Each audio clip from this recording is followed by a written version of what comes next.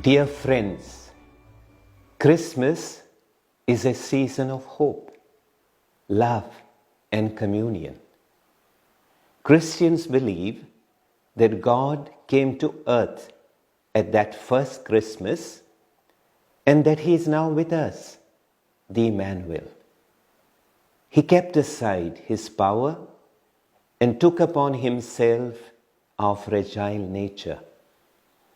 He became one with humanity, one with the least of all, and in doing so, He created a union, a communion between Him and humankind.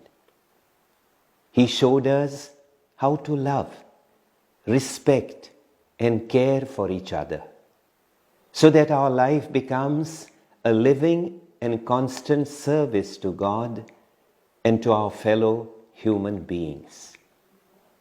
As I wish everyone a happy and blessed Christmas, I pray that we may strive to reach out to everyone, particularly the least and the last. Listen to the voices of the people around us and spend our lives in the service of others, building thereby a communion of communities. God's blessings on all of you during this Christmas time.